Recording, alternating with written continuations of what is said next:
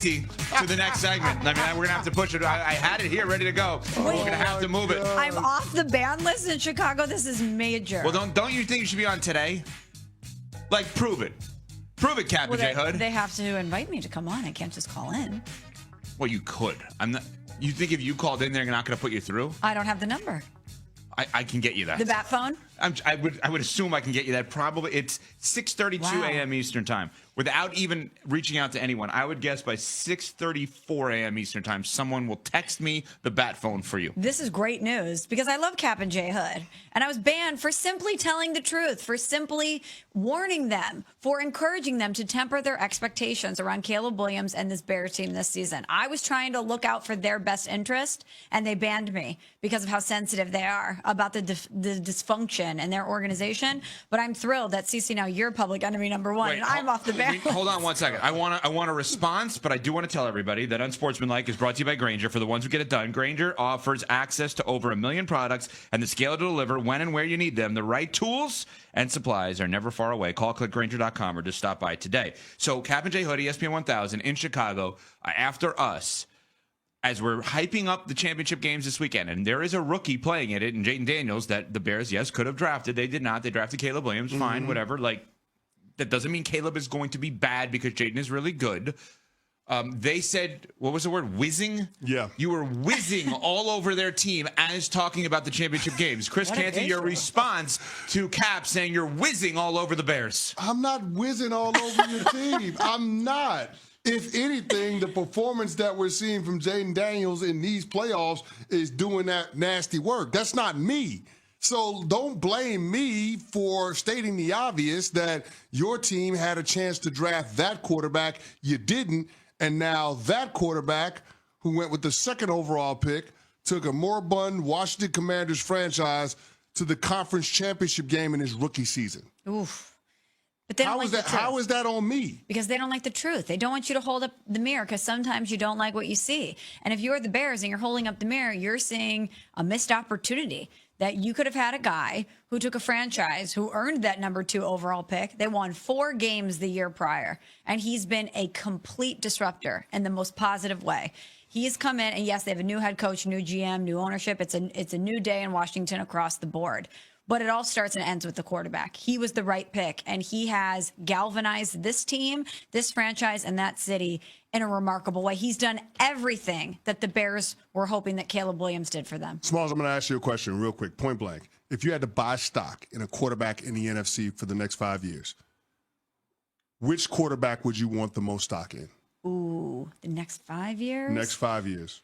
Take your quarterback off the board because I know you're a Green Bay Packers. Well, I was just thinking, I still think that there's another gear to Jordan Love. We've seen it. We just haven't seen it consistently. Sure. But you can't be objective because you're a Packers fan. But I do think he's absolutely in the conversation. Okay. Think about the way that we were talking about him at this time last year. Sure. And he was injured in the first game of the season. Inconsistent year for him. But I still think I would love to buy stock in Jordan Love. But the obvious answer is Jayden Daniels. When you're a rookie and you come off, a franchise who won 4 games the season prior, and now you have your team in the conference championship game, how could you not want to go buy all that stock if you had the opportunity to? Okay, follow up. If you had to buy stock in a quarterback in the AFC next 5 years, who you buying stock in? Still Mahomes. It's still Mahomes.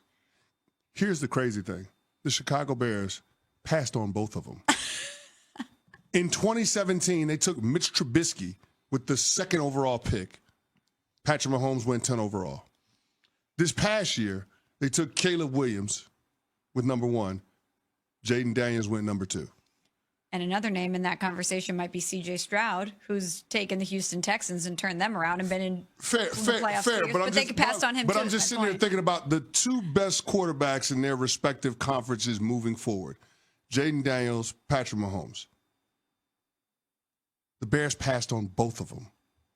I mean, for a city that knows about people passing up on generational talents, they decided to draft Sam Bowie not once but twice.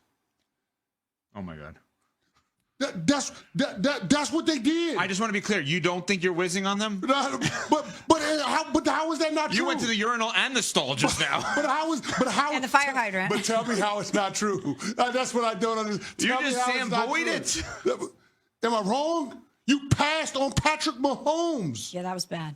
Then you passed on Jayden Daniels. Also bad. And like, not to say that Caleb Williams can't be great, because Right. Caleb Williams can be great. But based on what we're seeing from Jayden Daniels, it would be hard for Caleb Williams in the foreseeable future to clear that bar when it comes to success early on in your NFL career. Out the gates, I transformed a 4-win team into a squad that won 12 games in the regular season, 2 more on the road in the playoffs, and got them in the conference championship game. And oh, by the way, the team that we're playing in the conference championship game, the last time we lined up against them, we beat them.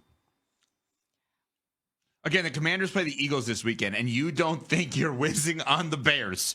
But You you brought up kinda the have to, though. 2017 draft hold against them here. But you kind of have to, though. If we're talking about Jayden Daniels' success, doesn't your mind usually go towards Caleb Williams and the pressure that's now on him? There's so much pressure on him as a second-year quarterback, not only because of the success of first C.J. Stroud and now Jayden Daniels, but you got the coach that you publicly championed, that you publicly asked for. They went out and they got him. The Bears got Ben Johnson. So now so much is up to Caleb Williams to make sure that he's doing his part in getting better and helping the franchise get where they want to go. But as you were going through this, CC, my mind went a different place. Everyone in that draft class is now playing for second because Jayden Daniels is heads and tails the best quarterback that came out of the draft last year. No doubt. Are we sure Caleb's even going to be second? Look at what Sean Payton did with Bo Nix this year. Drake May showed some real promise, and now Mike Vrabel is there. I'm not a big Josh McDaniels fan, but he has had success with some quarterbacks now. No doubt. Could Caleb be playing for third? Maybe we don't know about Michael Penix Jr. yet. Oh, we don't know do. about JJ. He's good. But we don't know 100%. He's good. He's good. We know he's good. Confirmed. He may not be great, but we he's don't definitely know. good. I was just going to say we don't know how good he can be, Yeah. but we Yeah. know he's good. JJ McCarthy is still in the mix. Are we sure Caleb's not playing for third, maybe fourth best in this draft class? And Cap says I'm whizzing. You are. I'm not. You just did 10 minutes relitigating the 2017 I draft. said he could be great. He's just not going to be as great as Jayden Daniels. Smalls just said he might not even be the second best quarterback in the class. You Was just there a got lie told? rebanned. Was there a lie told? There was no lie. No, I'm not saying you told a lie. I'm not saying you're wrong. You may end up being proven right. Okay, but what if it's 04? What if it's the 04 draft Where they're class? all great? Yeah, like so best quarterback from the 04 draft class is who? They weren't all great in the 04 class, were they? Well, I'm talking about the big three. The big three. Yeah. There was a fourth guy that went in the first round, I believe, in the 04 class, wasn't it? I'm just thinking of Eli Rivers and Roethlisberger, Yeah. right? Okay. So the best of that crew was Roethlisberger. You don't want to have J.P. Lossman, though. No. That's my point. Like that's the part that we worry about with the Chicago Bears and why you can't give them the benefit of the doubt.